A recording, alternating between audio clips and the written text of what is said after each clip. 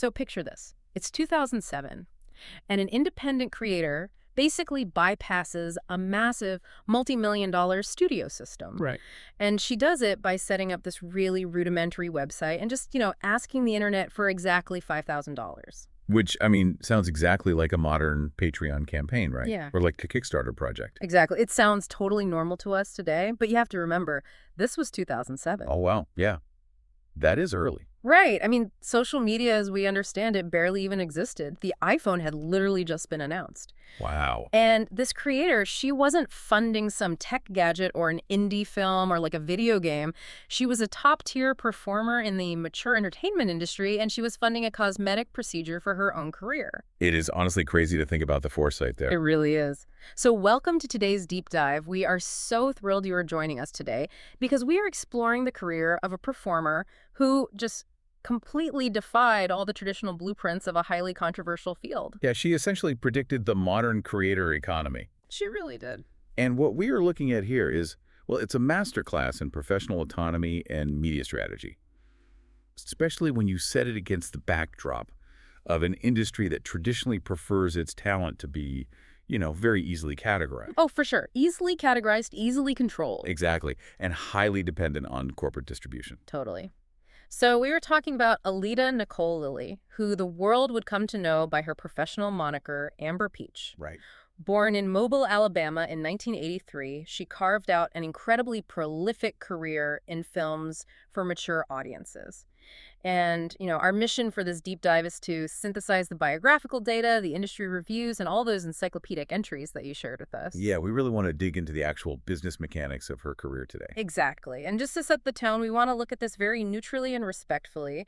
We want to understand how she navigated that massive transition from physical media to digital streaming, Right, and how she actively avoided being typecast by those massive media networks. Yes, and how she built this self-sustaining legacy that spanned nearly 2 decades, which is just wild in that field. It's basically unheard of. And looking at her foundations, I mean, she transitioned from a very everyday workforce into one of the most demanding media environments on the planet. Yeah, her early resume is just so grounded. It really is.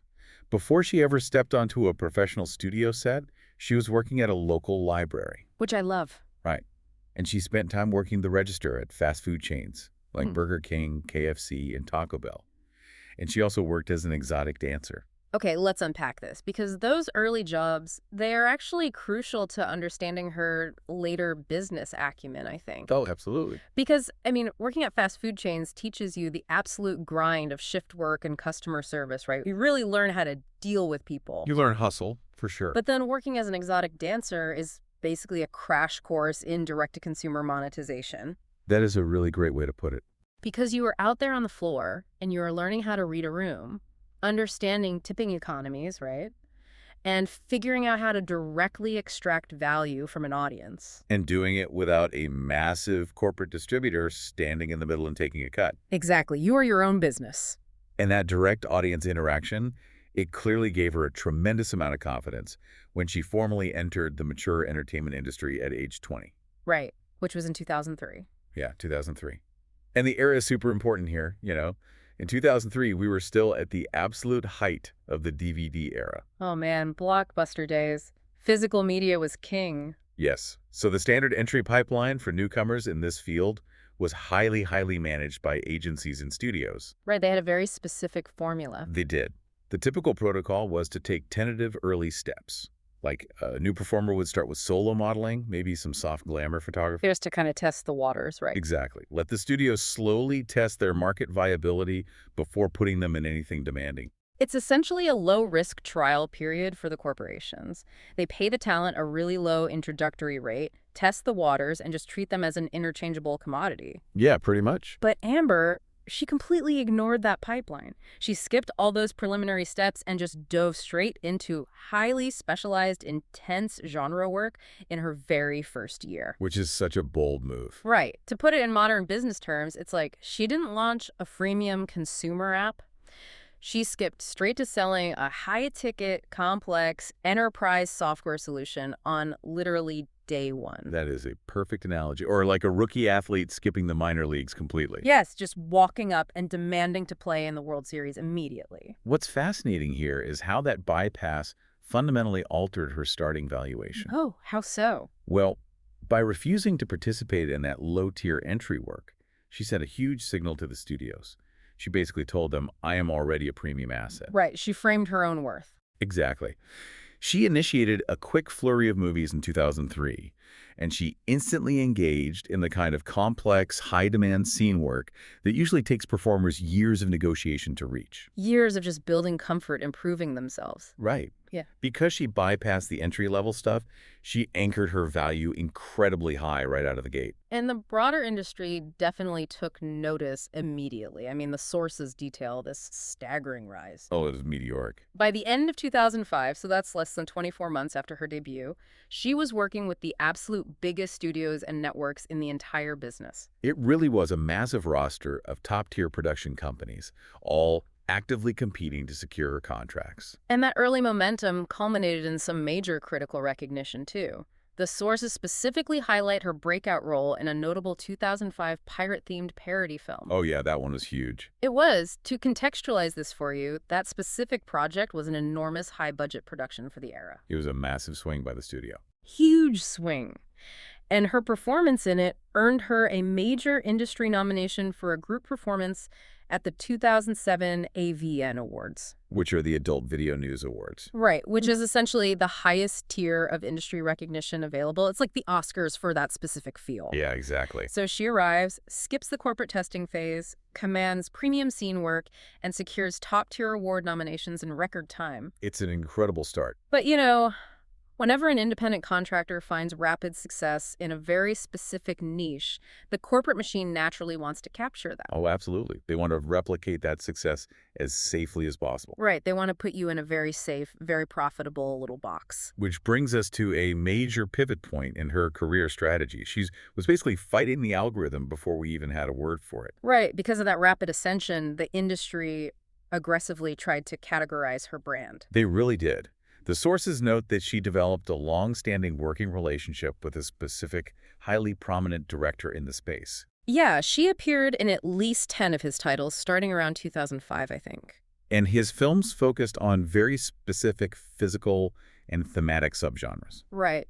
And because she was so successful in those 10 titles, the broader industry quickly slapped a label on her. Nah, sure. The DVD distributors and the network executives essentially said, okay, this is what she does. This is her designated subgenre. Put her on the cover of these specific types of boxes. Exactly. It is the natural corporate reflex of media networks. I mean, they love predictability. They really do. If a performer excels in a certain type of highly specialized role, the easiest, safest financial bet for the studio is just to keep casting them in that exact same role over and over again. Right. They want to turn the talent into a static franchise. Yes, a guaranteed moneymaker. But wait, I have to push back on this for a second. Let's just look at this objectively. Okay, sure. If you are a young performer, right, and a massive network wants to make you the star of a specific, highly lucrative franchise, isn't that kind of the dream scenario? I mean, it certainly looks like it on paper. Right. You have guaranteed contract work, you have a clearly defined audience that buys your specific DVDs,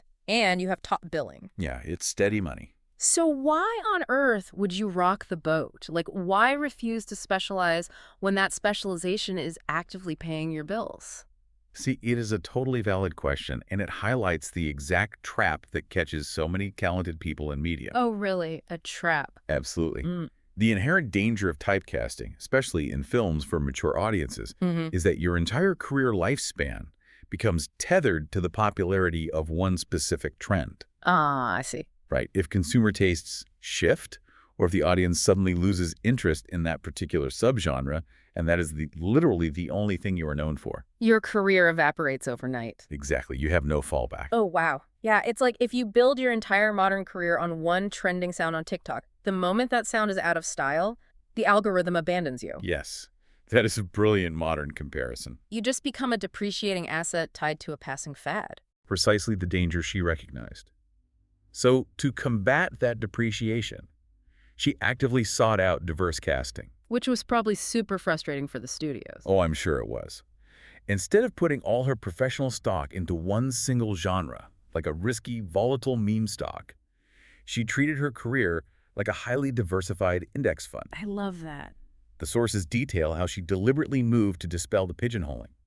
She pivoted into features focusing on completely different demographics. Right, and she took on technically demanding performances that required a totally different skill set than her previous work. Yeah, she forced the industry to view her as a versatile performer. Rather than a one-trick pony tied to a single director's vision. Exactly, and by continually widening her net, sure, she frustrated some of the network executives who just wanted a predictable franchise. But it worked out for her. It did. She granted herself a rare sort of cult hero status among audiences. Because they knew she was versatile. Right. Her fans tuned in specifically because she was unpredictable. They never quite knew what kind of project she would tackle next. Which built a really deep, personality-driven loyalty rather than just a genre-driven loyalty. Exactly. And hey, before we move on to her next big move, I just want to say, If you're enjoying the vibe, go ahead and hit that like button, subscribe to the channel, and share this video with your friends. It really helps us out. yes, please do. So, looking at that adaptability, it's what really defined her long-term viability. Totally. She wasn't just managing the roles she accepted. She was actively managing the broader perception of her entire brand. And here's where it gets really interesting. Because that fierce independence in her film roles naturally started to bleed into her off-screen business ventures. Oh, yeah. This is my favorite part. Right, and this led to some incredibly unconventional moves that exposed the underlying economics of her industry. Let's go back to that hook from the very beginning of our discussion. The 2007 crowdfunding campaign. Yes. She launched a standalone website with the explicitly stated goal of raising $5,000 for a cosmetic surgery procedure. Specifically, a breast enhancement, right. Right. One that she felt would further elevate her casting opportunities. Now, on the surface, if you just read a headline about it, it sounds like a novelty stunt. Yeah, or just kind of weird.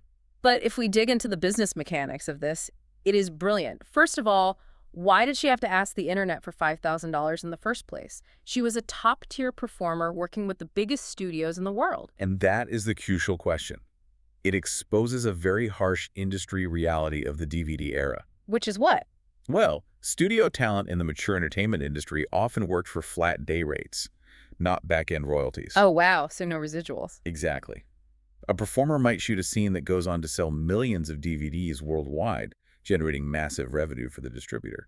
But the performer only saw their initial flat fee for that single day of work. That is wild. It is. Even highly visible top-tier performers were often poorly compensated relative to the actual profits they generated. So the studio basically views the performer as an independent contractor. Yes. Meaning they certainly aren't going to pay for health benefits, let alone career-enhancing cosmetic surgeries. Nope, not a chance. So by launching this public campaign, she bypassed the studio marketing departments entirely. And it worked. It generated significant mainstream media attention. Yeah, the sources specifically cite that she received coverage in the Post-Chronicle. Which is a big deal. It is. Yeah. That brought her name completely out of the mature industry bubbles and into everyday mainstream news cycles. It was truly a pioneering moment of direct-to-consumer monetization. I mean, long before subscription platforms allowed independent creators to fund their projects directly through their fans, she built a direct financial bridge to her audience. She recognized that the audience was willing to invest directly in her success. Exactly, cutting out the corporate middleman entirely. And she didn't just stop at a single campaign. I mean, once she had that mainstream momentum and that broader visibility, she leveraged it perfectly into top-of-funnel marketing. She really did. The sources list a series of fascinating entrepreneurial crossovers during this specific era. Yeah, what were some of the big ones? Well, she hosted a weekly, uncensored cooking show on prime time for E! Entertainment. Wow. Right? And she also secured high-profile features in mainstream music videos. She notably appeared in 50 Cent's music video for the track Refuse to Die. Okay, we really have to contextualize the cultural cachet of that. Oh, it's huge. Appearing in a 50 Cent music video in 2007 during the absolute peak of his mainstream dominance. That is massive cultural exposure. It's the top of the cultural mountain at that time. Exactly. It is a perfect example of her nomadic movement from genre to genre. Yeah. She utilized the controversy and the high visibility of her primary field to open doors in traditional mainstream entertainment. And just think about the funnel mechanics of that strategy. Oh, it's so smart. Millions of people see her in a mainstream music video. or on a primetime cooking show. So what do? They search her name online. Exactly. And because she had already established her own standalone websites and direct-to-consumer platforms for her crowdfunding, those new fans bypassed the traditional DVD distributors entirely. They didn't go to Blockbuster. No, they went straight to her owned and operated digital real estate. It is just brilliant cross-pollination. It really is. And when you synthesize all of these elements together, the bold entry where she bypassed the low-tier modeling Right. and her absolute refusal to be typecast into a single genre, Yep.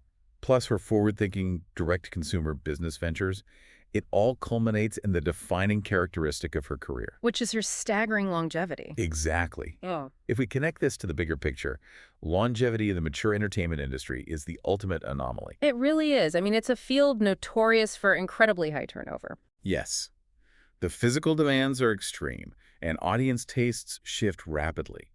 Many performers burn out or lose market viability within a window of just 2 to 3 years. It's such a short shelf life. But Amber Peach debuted in 2003 right at the height of physical media, where consumers went to brick-and-mortar stores to buy DVDs. Yeah. And her career extended all the way into the digital-first, streaming-dominated era. Which is amazing. Her last credited works appear in 2020 and 2021. Wow. That is a near two-decade run through the most turbulent technological shift in modern media history. I mean, during the late 2000s, the industry experienced a massive collapse. Free streaming platforms, often called tube sites, just decimated physical DVD sales. Yeah, physical sales fell off a cliff. Major studios went bankrupt. Yeah. Countless performers simply aged out or quit because their traditional revenue models just collapsed overnight. Right. But Amber survived because she had already built the digital infrastructure to sustain herself. She was ahead of the curve. Way ahead. The sources show she amassed an incredible volume of work. Over 200 verified credits across databases like the Internet Adult Film Database. That is a huge catalog. But she didn't just keep grinding out physical scene work at that high volume for 20 years. She completely changed her operational model. And that is the most critical observation of her later career. She transitioned from being a high-volume laborer to essentially a strategic media executive. Oh, that's a great way to frame it. In her peak years, from roughly 2003 to 2010, she was producing an immense amount of new original content. Right. But as the 2010s progressed, her physical output of new scenes became markedly less frequent. She shifted gracefully to selective, occasional contributions. So what does a performer do with 200 credits when the industry transitions to digital? I mean, how do you actually manage that as an asset if the original studios technically own the distribution rights to the old DVDs? It's tricky, but you leverage your established brand equity. Okay, how so? Well, while a studio might own the copyright to a specific 2005 video, they do not own the performer's audience. Right. Because Amber had spent years cultivating a diverse catalog and a loyal, direct-to-consumer fan base, her name itself retained massive search value. Oh, I see. So she could enforce aggressive DMCA takedowns using the Digital Millennium Copyright Act to scrub unauthorized, pirated clips of herself from those free platforms. Oh, wow. That is so smart. Right. By doing that, she's essentially pushing all digital traffic toward her own official monetized channels. She basically built a digital paywall around her own legacy. She really did. Her older work continued to generate massive visibility in compilation releases and licensed digital platforms long after her primary active period had ended. Yes, and she maintained a robust, direct connection with her audience the entire time, sustaining a highly engaged social media following of over 51,000 on platforms like X. Which is incredible for someone whose peak output was in the DVD era. She proved that technological adaptability and just a fierce refusal to rely on a single corporate entity for distribution are the absolute keys to survival in a constantly shifting digital media landscape. She treated herself not as a contractor for hire, but as a fully independent media enterprise. Exactly. So what does this all mean? I mean, if you look at the core takeaways from the sources you provided, Amber Peach's story isn't just a biographical recounting of a performer in the mature entertainment industry. Yeah, it's much bigger than that. It is a comprehensive masterclass in taking control of your own narrative. Absolutely. It is about having the strategic foresight to look at your early, highly lucrative successes, recognizing when a corporation is trying to put you in a safe, depreciating box, and actively choosing to break that box. Well said. It is about understanding your exact worth to an audience and building the digital infrastructure to capture that worth yourself, rather than letting a distributor take the lion's share. And this raises an important question, really. It really leaves us with a truly provocative thought to consider today. Yeah, let's hear it. If you are a freelancer today, or if you participate in what we call the modern gig economy, you know exactly how dangerous it is to rely entirely on one major client or one opaque platform algorithm for your livelihood. Oh, it's terrifying. Right. Mainstream content creators, freelance writers, and independent artists are constantly fighting to own their audiences directly. Totally. So when we look at the sophisticated direct-to-consumer survival tactics developed by independent performers in the early 2000s, people who had to innovate because they were marginalized by traditional banking and mainstream media, we have to ask something. What's that? How much of the blueprint for the entire modern creator economy was actually written by them? Oh, wow.